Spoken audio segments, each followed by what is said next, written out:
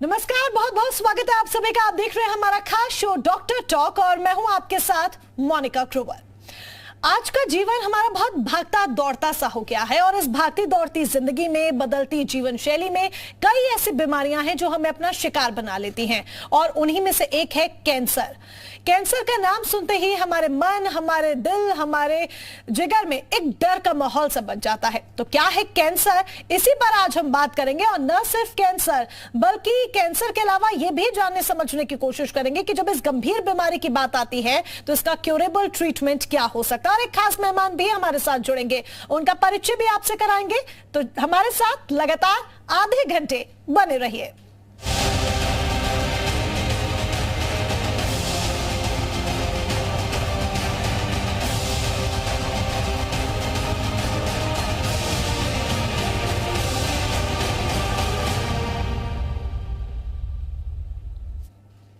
Cancer क्या है, इसकी शुरुआत कैसे होती है, ये कितने प्रकार का होता है, इसे किस तरह से क्योर किया जा सकता है। जब इसके ट्रीटमेंट की बात आती है तो यह भी कहा जाता है कि कैंसर जितनी खतरनाक बीमारी है, जितनी डरावनी बीमारी है, उतना ही डरावना इसका ट्रीटमेंट भी होता है। तो क्या वाकई में ऐसा है? इन तमाम सवालों का जवाब अब हम लेने की कोशिश करेंगे और आप तक पहुंचाने की कोशिश करेंगे। और इसके लिए हमारे खास मेहमान भी हमारे साथ जुड़ चुके हैं, उनका स्वागत करते हैं। डॉक्टर अजय हाडिया हमारे साथ जुड़ चुके हैं, Devi Ahilya hospital and research centre के निर्देशक हैं। डॉक्टर साहब, बहुत बहुत स्वागत है आप सभी आपका। डॉक्टर साहब, सबसे पहले तो मैं यही आपसे जानना चाहूंगी कि भारत में कैंसर का कितना गहरा प्रभाव दिख रहा है और इस गंभीर बीमारी की जब हम बात करते हैं तो इससे निपटने के लिए आपके अस्पताल द्वारा क्या पहल की जा रही है? जी न्यूज के सभी दर्शकों को बहुत बहुत स्वागत है। हम देख रहे हैं कि कैंसर एक महामारी के रूप में फैलता जा रहा है। विश्व के साथ ही भारत देश में भी कैंसर की गति बहुत बढ़ रही है और ये आंकड़े बताते हैं कि हमारे देश में लगभग 15 लाख कैंसर के मरीज हर साल होते हैं और उसमें से लगभग 50% करीब 7 से 8 लाख कैंसर के मरीजों की मृत्यु एक साल में ही हो जाती है। ऐसे हम देखते हैं कि 5 प्रदेश ऐसे हैं जिसके अंदर जो टॉप 5 में है, जिसके अंदर पहला यूपी है, फिर महाराष्ट्र है, वेस्ट बंगाल है, बिहार और तमिलनाडु है। यूपी की बात करूं तो यूपी में प्रत्येक वर्ष करीब 2 लाख के ऊपर कैंसर के मरीज हो रहे हैं और उसमें से करीब 1 लाख से ज़्यादा की मृत्यु हो रही है। तो मैं ये भी कहना चाहूँगी, जी न्यूज उत्तर प्रदेश उत्तराखंड जो हमारा है, जो एक समर्पित चैनल है, और मैं हमारी योगी सरकार से भी कहना चाहूँगा कि देवी अहिल्या हॉस्पिटल जो कैंसर के मरीजों के लिए क्योरेबल ट्रीटमेंट दे रहा है वो कंधे से कंधा मिला के साथ चलने को तैयार है। तो हमारे साथ मिलकर यदि यूपी सरकार, उत्तराखंड सरकार यदि काम करती है तो निश्चित है कि कैंसर को हम हरा सकते हैं और कैंसर से हम लड़ सकते हैं। कैंसर एक भयावह बीमारी के रूप में हो रहा है और डे बाय डे कैंसर बढ़ता ही जा रहा है और ऐसा अनुमान है कि जो आंकड़े भी 15 लाख बता रहे हैं प्रत्येक वर्ष, जो 2027 और 2028 तक ये 1 करोड़ के आसपास के आंकड़े चले जाएंगे। तो हम देखेंगे ये गुना जो वृद्धि है, जो 5 से 7 गुना वृद्धि आने वाले 2 या 3 साल में होने वाली है। तो हमारी भारत सरकार और हमारे यूपी उत्तराखंड सरकार को अभी से ही इसके बारे में हमें सुरक्षा के कदम उठाने चाहिए और कैंसर के बढ़ने के जो कारक हैं उसका हमें समाधान करना चाहें तो ही हम कैंसर से लड़ सकते हैं। जिस तरह से आपने कहा, उत्तर प्रदेश और उत्तराखंड सरकार को साथ मिलकर काम करने की जरूरत है। जरूर इस दिशा में आगे काम किया जाएगा। उम्मीद करते हैं आपका ये जो मैसेज है वो सरकार तक हमारे माध्यम से, जी मीडिया के माध्यम से पहुंचे। डॉक्टर साहब, आपने क्यूरेबल ट्रीटमेंट की बात की, वो क्यूरेबल ट्रीटमेंट तो आगे चलकर हम आपसे जरूर जानेंगे, लेकिन दर्शकों के लिए मैं चाहूंगी कि पहले आप बहुत सरल भाषा में समझाएं कि कैंसर होता क्या है और ये कैसे हमारे शरीर में प्रवेश करता है। इसके शुरुआती लक्षणों की जब हम बात करते हैं तो प्राथमिक लक्षण इसके क्या है, ताकि व्यक्ति सजग हो सके वक्त रहते ही।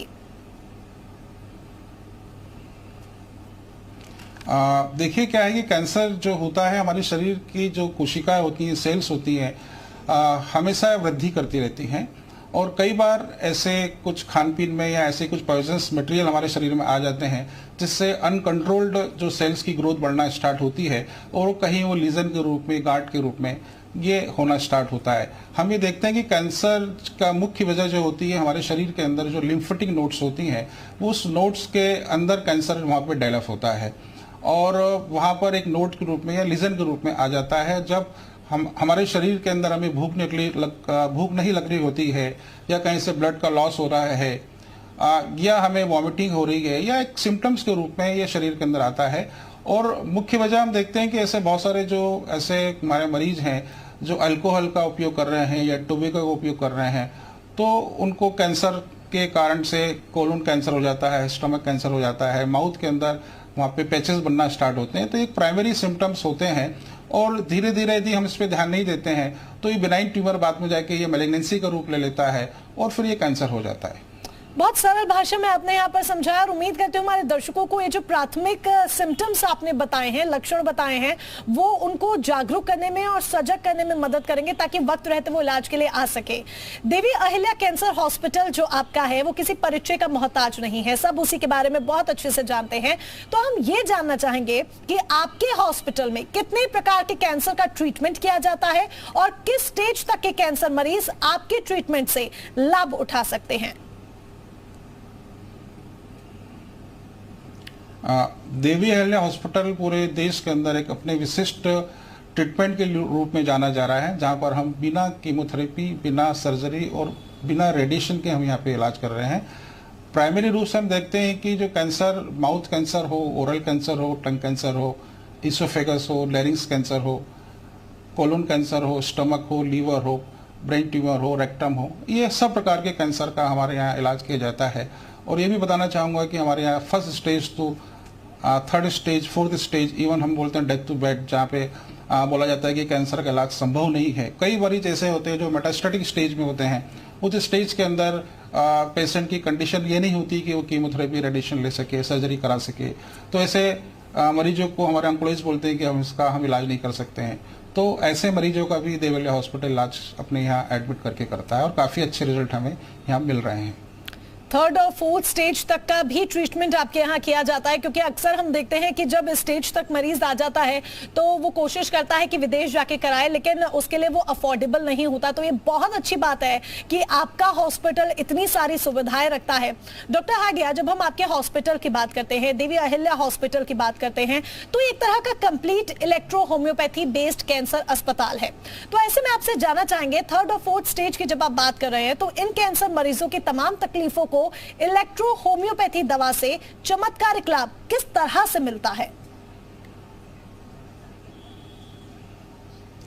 पहले तो मैं बताना चाहूंगा कि इलेक्ट्रोपैथी सिस्टम मेडिसिन जो है ये पूर्ण रूप से हर्बल ट्रीटमेंट है, जो प्लांट बेस्ड मेडिसिन है, और जो एनर्जी प्लांट्स जो सनराइज की उपस्थिति में लेते हैं उसका हम एक्सट्रैक्ट निकाल के वहाँ उसमें अल्कलॉइड्स, केमिकल्स निकाल के मेडिसिन तैयार करते हैं।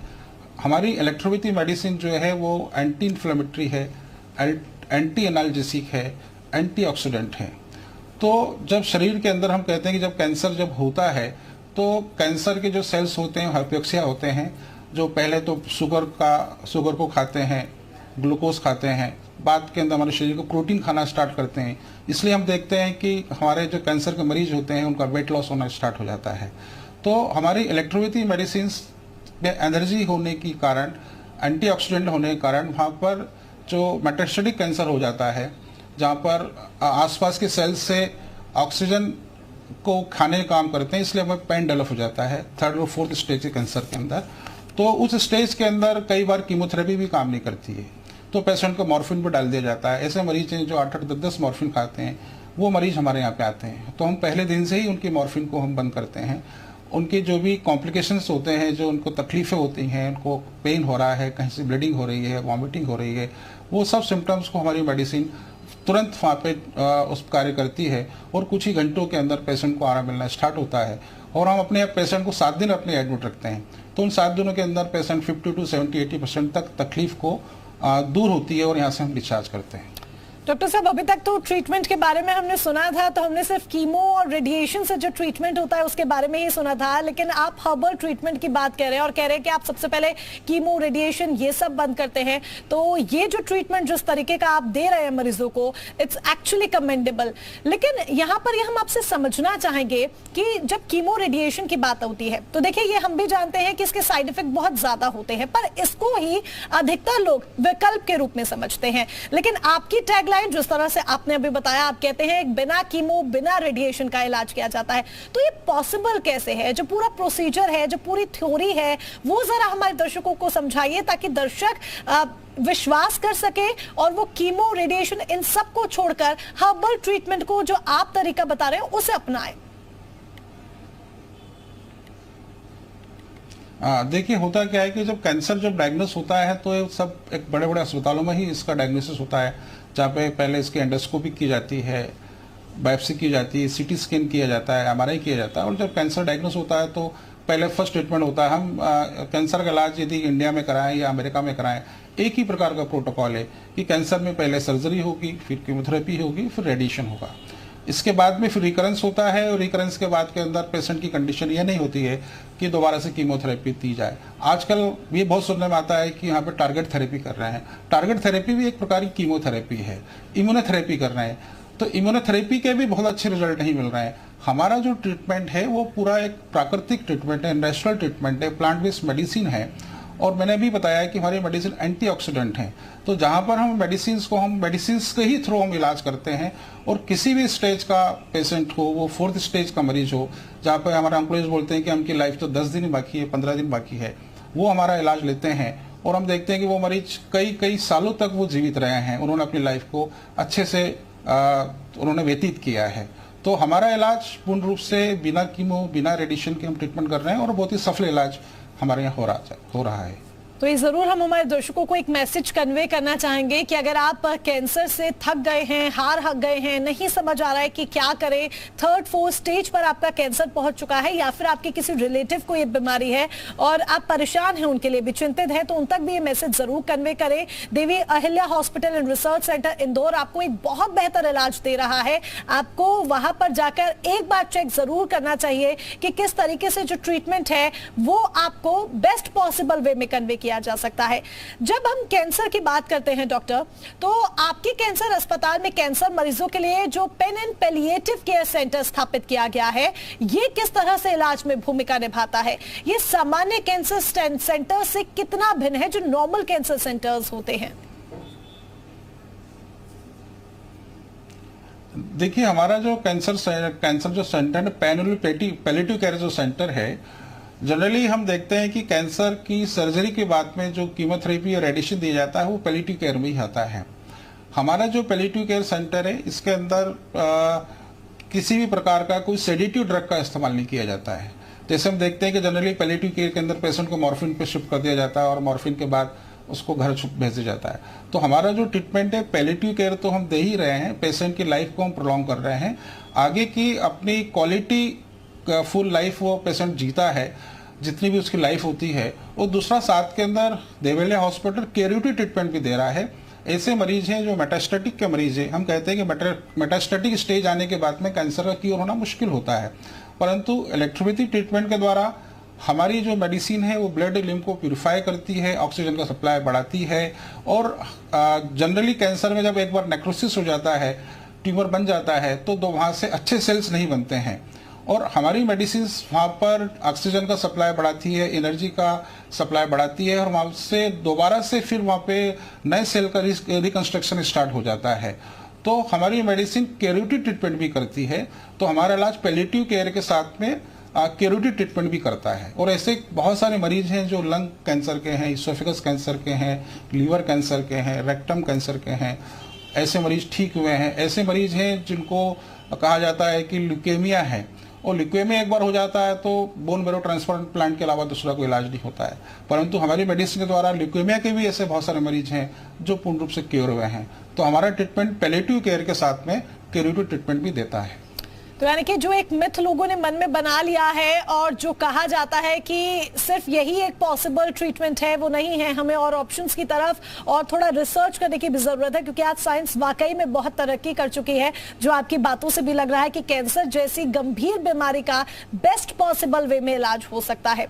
डॉक्टर साहब, एक और सवाल मैं यहाँ पर आपसे करूंगी, और ये सवाल आम जनमानस के मन में सबसे ज्यादा रहता है कि ये इलाज हमारे लिए अफोर्डेबल रहेगा या नहीं रहेगा। कहीं ये ना हो कि हम इतने भारी भरकम इलाज के लिए पैसे ही ना एकत्रित कर पाए। तो ये आपसे जानना चाहेंगे कि इलेक्ट्रो होम्योपैथी में कैंसर का इलाज कराना कितना महंगा है, और क्या इस इलाज में सरकार द्वारा जो तमाम योजनाएं हैं, चाहे हम आयुष्मान भारत योजना की बात करें या हम प्रधानमंत्री जन आरोग्य योजना की बात करें, तो क्या इसका लाभ मरीज उठा सकते हैं?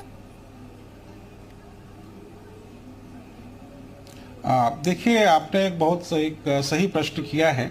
मेरी उत्तर प्रदेश सरकार, उत्तराखंड सरकार, साथ में भारत सरकार से भी निवेदन है कि हमारा जो इलाज, इतना अच्छा इलाज होने के बाद भी जो सरकारी जो सुविधाएं हैं वो अभी हमें नहीं मिल पा रही हैं। तो हम चाहेंगे हमारे मुख्यमंत्री जी से, आदित्यनाथ जी से, कि हमें इसको आयुष्मान भारत के अंदर इसको ले, तो उसमें लेते हैं तो काफ़ी हजारों लाखों मरीजों का इसमें फ़ायदा होगा।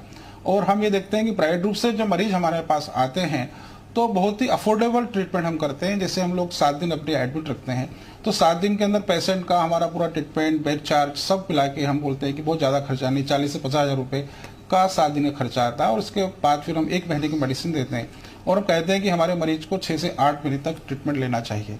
और 6 से 8 महीने तक ट्रीटमेंट लेने पे हम देखते हैं कि हमारे कई मरीज हैं जिन्होंने अपने लाइफ को लंबे समय तक जिया, और ऐसे ही मरीज हैं जो 4-4, 5-5 महीने में क्योर भी हो गए, मतलब उनका कैंसर ठीक भी हो गया। तो हमारा जो ट्रीटमेंट है पूर्ण रूप से अफोर्डेबल है। साथ में हमारी मध्य प्रदेश सरकार, हमारे मुख्यमंत्री जो हैं, उनके द्वारा हमारे ऐसे गरीब मरीज है जिसको हम एक कोटेशन देते हैं तो वहाँ से हमें सरकारी सहायता भी प्राप्त हमें हो रही है। तो इस संबंध में हमारे जो मध्य प्रदेश के मुख्यमंत्री, उनका भी मैं धन्यवाद कहूँगा कि वो हमें भी लगातार सपोर्ट कर रहे हैं। बिल्कुल। अगर हम टाइम पीरियड की बात करते हैं तो डॉक्टर हार्डिया, टाइम पीरियड लगभग कितना लग जाता है? कैंसर का मरीज मान लीजिए 1st स्टेज में आपके पास आ रहा है या फिर 4th स्टेज में आपके पास आ रहा है, तो उसे पूरी प्रॉपरली तरीके से क्योर करने में कितना टाइम पीरियड लग जाता है? अब देखिए, इस संबंध में तो हमारे पास में ऐसे भी रिजल्ट आए हैं कि जो पेशेंट हमारे पास जो 4th स्टेज के आए हैं और वो मात्र 2 महीने में पूर्ण रूप से क्योर हो गए हैं। तो ऐसा बिल्कुल नहीं कहा जा सकता है कि पेशेंट को 6 महीने में ठीक होगा, साल भर में ठीक होगा या अधिक समय लगेगा। पेशेंट की इम्यूनिटी पे डिपेंड करता है कि हमारी जो मेडिसिन, हम जो इम्यूनिटी बढ़ा रहे हैं तो पेशेंट का कितना एनर्जी लेवल बचा हुआ है। और वो पेशेंट जब आता है तो निश्चित ही कि हम इसलिए कहते हैं कि हमारा इलाज 6 से 8 महीने तक उसको कंटिन्यू लेना चाहिए। और ऐसे मरीज जो हमारा कंटिन्यू इलाज ले रहे हैं, निश्चित ही कि उन्हें बहुत ज्यादा फायदा हो रहा है और वो क्योर भी हो रहे हैं। पर इसमें विल पावर का कितना रोल है? क्योंकि अक्सर मरीज अपनी विल पावर खो देता है, जो हिम्मत है वो उसकी टूट जाती है कैंसर का इलाज कराते कराते। और कहीं ना कहीं जब आपकी विल पावर साथ नहीं देती है तो ऑटोमेटिकली इसका जो असर है वो आपके इम्यूनिटी लेवल्स पर पड़ता है। बिल्कुल, आपने सही कहा कि जैसे ही कैंसर डायग्नोस होता है तो हमारे पास मैक्सिमम जो पेशेंट आते हैं उनके परिवार के लोग बोलते हैं कि हमने हमारे मरीज को बताया नहीं कि इन्हें कैंसर है। तो क्या होता है कि जैसे कैंसर का पता लगता है तो परिवार के लोग भी सोचते हैं कि अब हमारा जो मरीज है वो कितने समय तक जीवित रहेगा, मतलब वो आशा छोड़ चुके होते हैं। मैं इस बारे में कहूँगा जो कि विल पावर बहुत महत्वपूर्ण है और पेशेंट की काउंसलिंग करना बहुत महत्वपूर्ण है। हम अपने अस्पताल में यही कहते हैं कि आपको लड़ना है और आप यदि लड़ेंगे तो बिल्कुल जीत निश्चित होगी। और आप सोच लेंगे कि नहीं, मैं जी नहीं पाऊंगा, तो फिर उसको बचाना भी उस मरीज को मुश्किल हो जाता है। तो व्हील पावर बहुत महत्वपूर्ण रखती है। और साथ में हमारे आसपास का जो एटमॉस्फेयर है वो भी महत्वपूर्ण रखता है कि हम ऐसे लोग के संपर्क में रहें जो हमें पॉजिटिव हमें दें। हमारे पास ऐसे बहुत सारे मरीज आते हैं जो जिनके परिवार वाले सपोर्ट नहीं करते हैं, तो उनको बहुत मुश्किल होती है उस कैंसर से लड़ने के अंदर। तो परिवार यदि सपोर्ट करता है तो मरीज भी उससे लड़ने की क्षमता उसमें आती है और पॉजिटिविटी के साथ वो उस कैंसर को हराता भी है। बिल्कुल, यानी कि साथ परिवार का होना भी बहुत ज्यादा जरूरी है और उतना ही अस्पताल वालों का साथ होना भी बहुत ज्यादा जरूरी है। तो जिस तरह से आपने कहा, एक पॉजिटिव एटमॉस्फेयर होना बहुत ज्यादा जरूरी है, अच्छी काउंसलिंग होना बहुत ज्यादा जरूरी है ताकि पॉजिटिव रहे मरीज और ट्रीटमेंट भी बहुत अच्छी तरीके से रिस्पॉन्स वाला रहे। तो आपके हॉस्पिटल की जब हम बात करते हैं, देवी अहिल्या हॉस्पिटल की जब हम बात करते हैं, किस तरह का एटमॉस्फेयर जब मरीज एडमिट रहता है तो उसे उपलब्ध कराया जाता है? डॉक्टर्स किस तरीके से मदद करते हैं? उनका जो व्यवहार रहता है वो किस तरीके का रहता है?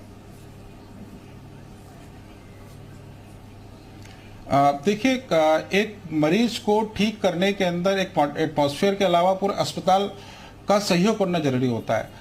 तो हमारे यहाँ पे हमने जो भी स्टाफ हमारे यहाँ पे है वो बहुत ही क्वालिफाइड स्टाफ है और हम हमारे मरीजों के अंदर बूस्टअप हम डालते हैं, हम पॉजिटिविटी उनमें डालते हैं।